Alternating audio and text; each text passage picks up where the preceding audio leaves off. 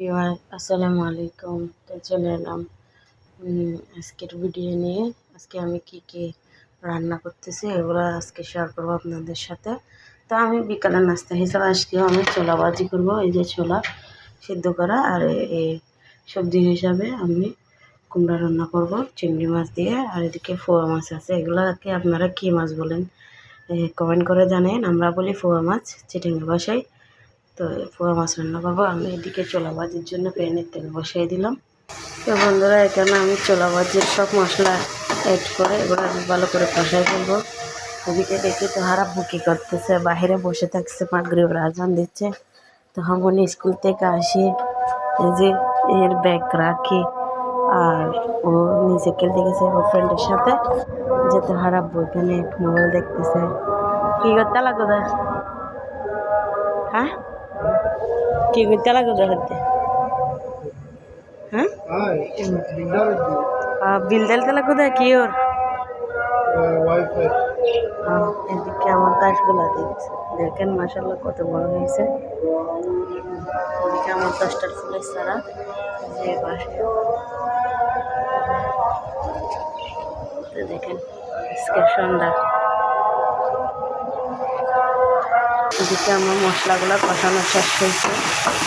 আমি ছোলাগুলো এখানে ঢেলে দেবো। এদিকে চা বসালাম, নাস্তা করে নামাজে বসে যাবো। ছোলা ভাজি আর একটা আলু দেবো সাথে। তো বন্ধুরা, এখানে আমি আলুটাও অ্যাড করে দিলাম, একটু গাটি গুটি এখন নামাই ফেলবো। এদিকে আমি চাউয়ের মধ্যে মিক্স ঝাল দিচ্ছিলাম। চাল রেডি হয়ে গেছে, ছোলাগুলো রেডি হয়ে গেছে। আমরা নাস্তা করব। নাস্তা করে তারপরে আমি এগুলো রান্না বান্না শুরু করে দেবো। যে ইব্রাহিম পাখিগুলো এখানে খেলতেছে বাইরে, ইব্রাহিম খেলতেছে পানি নিয়ে। তা আমি চলে এলাম একটু পুদিনা পাতা নেবো ছোলা ভাজিগুলো খাওয়ার জন্য। তুমি কি করতেছ? হ্যাঁ, এই যে আমার পুদিনা মাশাআল্লাহ অনেক সুন্দর হয়েছে। এগুলা আসলে মরে গেছিল রোজার পর, মানে ঈদের পর। এগুলো আমার ছেলে পানি দিয়ে দিয়ে সুস্থ করছে এগুলাকে। তো আপনি এখান থেকে নিব। দাঁড়াও, আগে আম্মু নিয়ে নি, কয়টা নিয়ে নি আগে। তো কয়টা পানি দিয়ে দিই আগে। দাঁড়াও না, তুমি এরকম করো কেন বাবা? এটা তো তোমার কেতি, এটা তোমার কেতি না আম্মুর কেতি?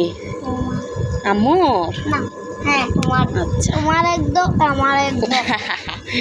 এই যে নিয়ে নিলাম আমি 3টা ডাল নিয়ে নিলাম। এই যে মাশাআল্লাহ অনেক গ্রান, অনেক স্মেল আছে। এই যে আমার ছেলে পানি দিচ্ছে, এখানে এই পানি পড়তেছে দেখেন। এই যে তাহামনি খেলছ, তোমার ফ্রেন্ডের সাথে খেলছ? ও খেলবে না বলছে। এখানে আমি মাছের মশলাটা কষাই ফেলতেছি।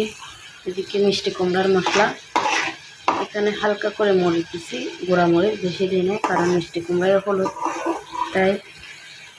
আর এখানে মশলা আর হলুদ দিছি। আর এদিকে মরিচ মশলা হলুদ দিছি।